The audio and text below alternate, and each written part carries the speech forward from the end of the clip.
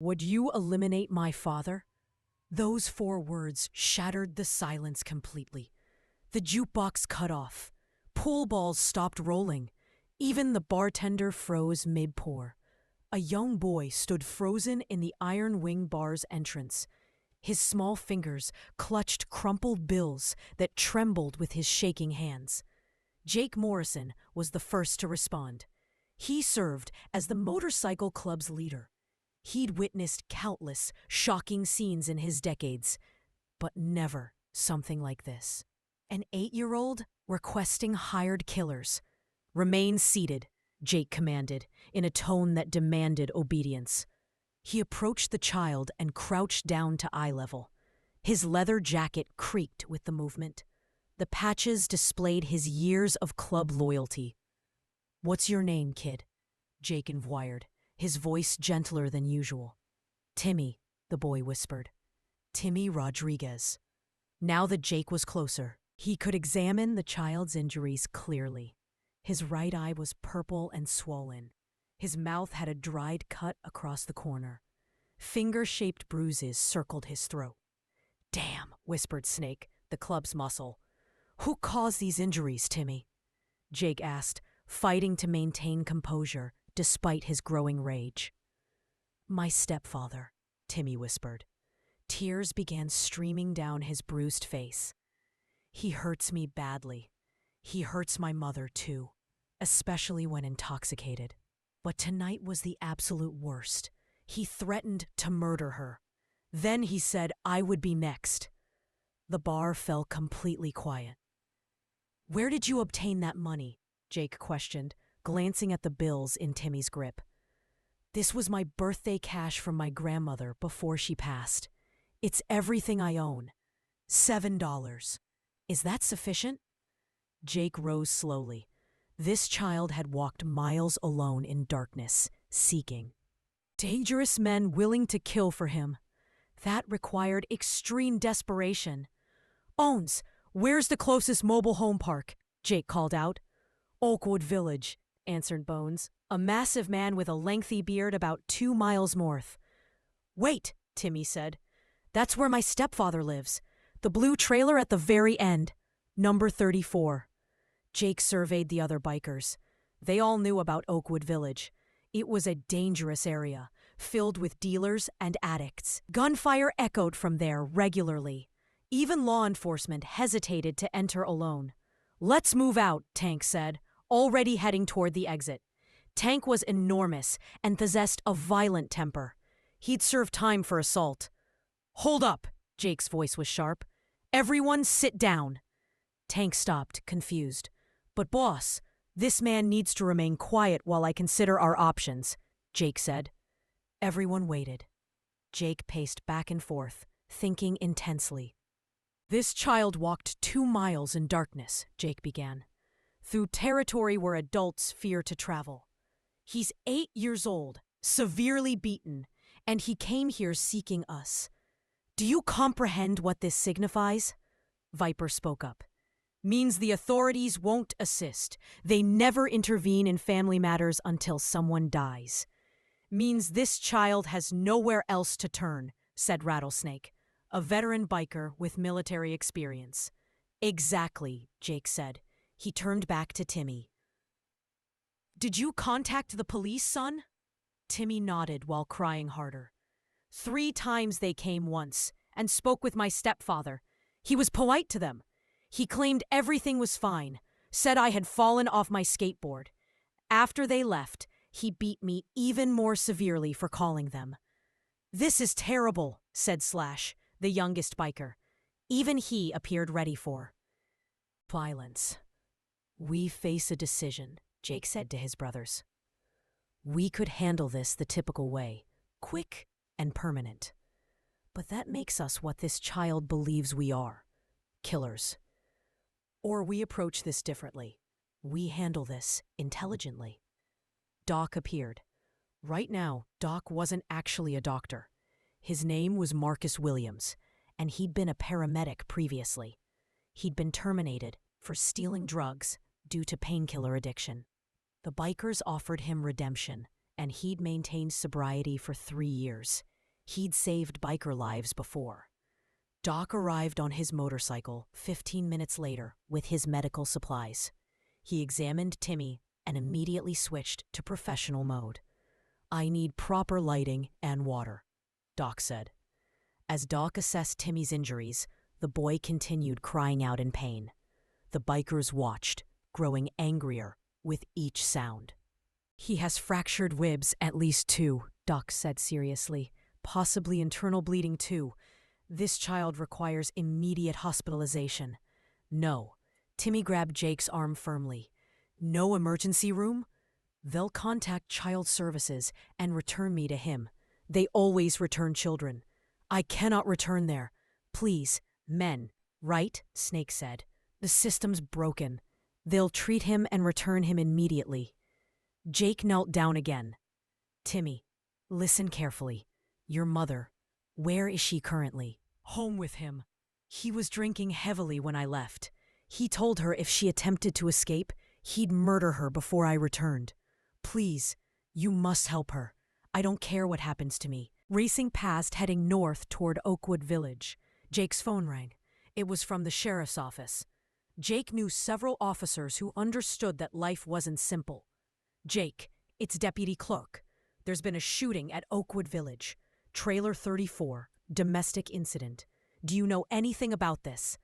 Jake felt his blood turn cold. He looked at Timmy, whose face turned pale. "My mother," Timmy screamed. "No, no, no." The boy collapsed, crying so hard he couldn't breathe. Doc caught him before he fell. Jake made a rapid decision. Everyone rides now. It happened quickly. Bikers grabbed helmets and keys. 15 motorcycles started simultaneously, making the windows shake. Jake grabbed Timmy. "You're riding with me. Hold on tightly and don't release." "But I've never—" "You're about to. Let's go." They broke every regulation, ran red lights, exceeded speed limits severely. All 15 bikes moved together. Like a pack, Jake pushed his bike to 90 miles per hour on roads meant for 45. Timmy held on to Jake's back as tightly as possible. He'd never been so terrified and hopeful simultaneously. "Please let her be okay," Timmy prayed. "Please, please, please." The journey took less than 5 minutes at that speed. They pulled into Oakwood Village and found it illuminated with police cars and ambulances, lights flashing everywhere, crime scene tape, neighbors watching from their porches. The 15 bikes lined up, showing they meant business. Jake turned off his engine. The others did too. In silence, they could hear shouting, crying, and police radios. Several officers turned toward them, hands moving to their weapons. They recognized the biker patches and knew their reputation. This was about to escalate. Sheriff David Brown stepped forward, positioning himself between his officers and the bikers. He was older, about 60, and had learned that sometimes talking worked better than violence. "Jake," the sheriff said carefully, "you and your guys need to leave. This is a crime scene." "That boy's mother is in there," Jake said, not moving. Timmy was still on the bike behind him, shaking.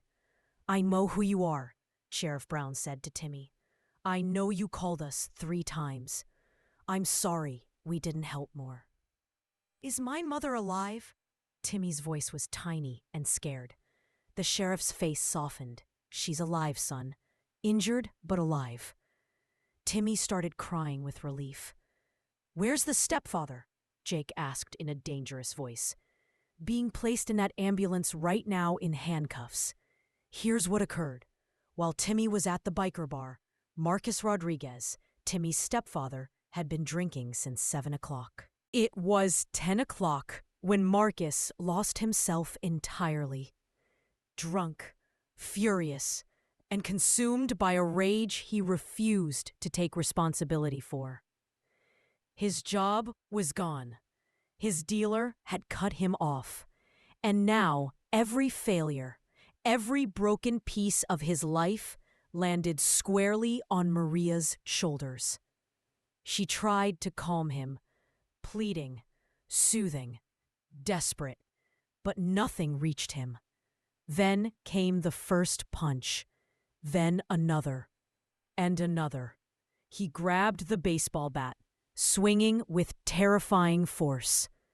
Crack! The impact slammed into her ribs, and she screamed, collapsing, crawling on the floor, blood smearing the ground. "Where's that child of yours?" he roared, eyes wild. "He's at a friend's house," she lied, voice trembling, trying to shield Timmy from the monster in her home. "You're lying," he spat. "I'm gonna find him, and I'm gonna make him wish he was never born." That's when the screams reached Robert Garcia, 71 years old, a Vietnam veteran who'd spent half a century haunted by the horrors of war, now living in Oakwood Village because it was all he could afford. He'd survived bullets and nightmares, but tonight, the battle wasn't overseas. It was right outside his door. And for the first time in decades, he couldn't look away. He wanted to be left alone, but Robert couldn't ignore a woman screaming for assistance. He grabbed his old pistol, the same one from Vietnam, and went over. The door was unlocked. He walked in and saw Marcus standing over Maria with a baseball bat raised up. "Step away from her," Robert said, even though his hands were shaking. Marcus turned, saw an old man with a gun, and laughed. "Get out of here, old man, or you're next." Robert had been in war. He'd been shot at by people much scarier than Marcus Rodriguez. He aimed at Marcus's shoulder and pulled the trigger. The gunshot brought police to the scene rapidly. At the crime scene, Jake was getting the full story from Sheriff Brown. "The old man saved her life," the sheriff said, "but we have complications." "What complications?" Jake asked. "Child Services is here. They're taking Timmy into foster care." "No," Timmy screamed.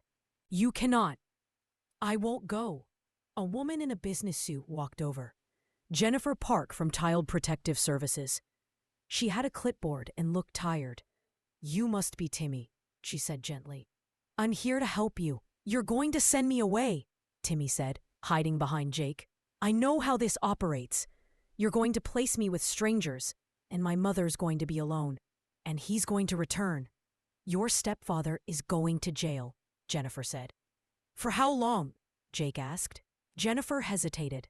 "He's being released on bail tomorrow morning. Sheriff Brown admitted his wound isn't that severe. Bail is $25,000. His brother is already paying it." "You're joking me," Snake said angrily.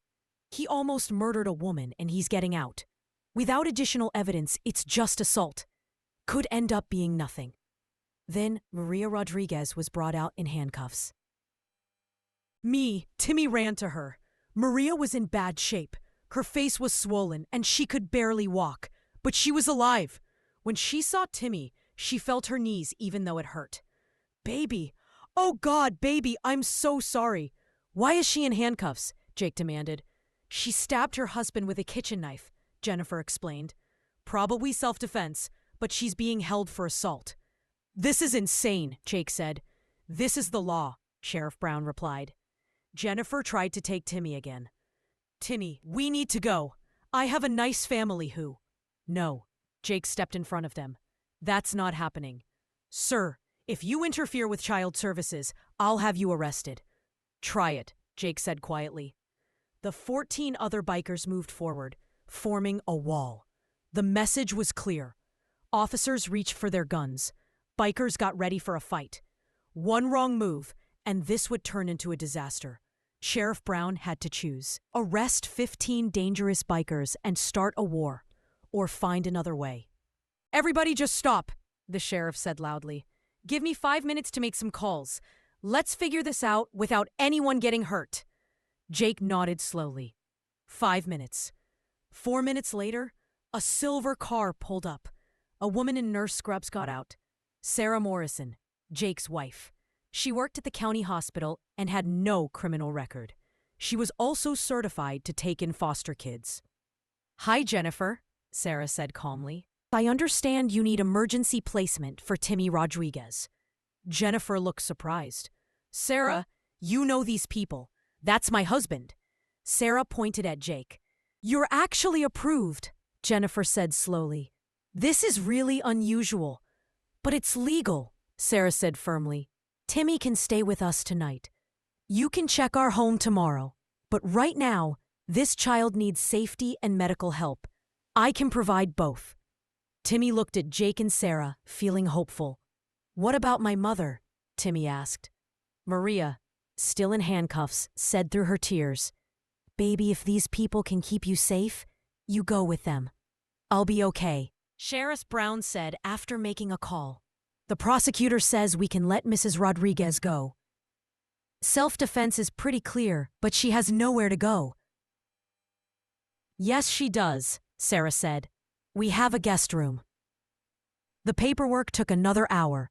By the time everything was done, it was after midnight. Maria was released. Robert Garcia, the veteran who saved her, was told he wouldn't be charged. It was clearly self-defense. Jake walked over to Robert. Sir, thank you for what you did. Robert looked at the biker with all his patches. I couldn't just let him kill her when I could help. You need a lawyer? The prosecutor might change his mind. Can't afford one, Robert admitted. I'm living on my veteran's pension. Jake gave him a business card. Robert Goldman, tell him the Iron Wing sent you. He'll help you for free. I can't accept. You already did. It's done. As Jake walked away, Snake gave Robert an envelope with $500 in it. For medical bills, Snake said, and moving expenses. You don't want to live here anymore. They were getting ready to take Timmy and Maria to Sarah's car when Timmy suddenly spoke. Wait, I have something. The boy pulled out an old smartphone from his pocket. The screen was cracked, but it worked. My real father gave me this before he died, Timmy said quietly. He told me if bad things happened, I should record them. So, I did. Jake took the phone carefully. What's on here, Timmy? Everything. Every time Marcus hurt me or Mother.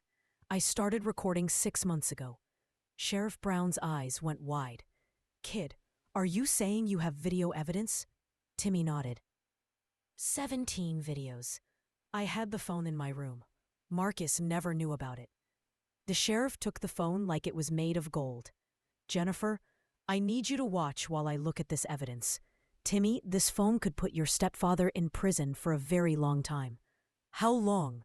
Timmy asked. The sheriff looked through the videos. His face got darker with each one. I'm sorry, I can't assist with that request. I'm sorry, I can't assist with that request.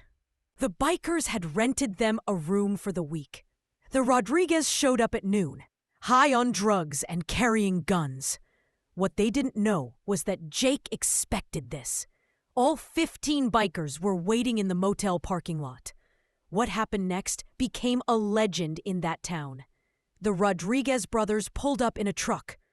They got out with guns. They started walking toward the motel room where Timmy and Maria were. Then, 15 bikers stepped out from everywhere. Going somewhere? Gentlemen, Jake asked. Danny Rodriguez reached for his gun. Tank appeared behind him and broke his wrist. The gun fell to the ground. Travis Rodriguez tried to run. Demon stopped him hard. Here's what's going to happen, Jake said calmly. You two are going to get in your truck. You're going to drive out of this town. You're going to keep driving until you leave the state and you're never coming back. You can't, Danny said, holding his broken wrist. We can, Jake interrupted, and we will. Your brother hurt a child. He beat a woman, and you came here to hurt them more. You think anyone's going to miss you? You think anyone's going to look for you if you disappear? The brothers looked at the 15 bikers around them. They saw men who knew violence. You got 10 seconds to get in that truck, Snake said, pulling out his phone. I'm recording this, by the way. If anything happens to us, this video goes to the cops, showing you threatened us first. The Rodriguez brothers left.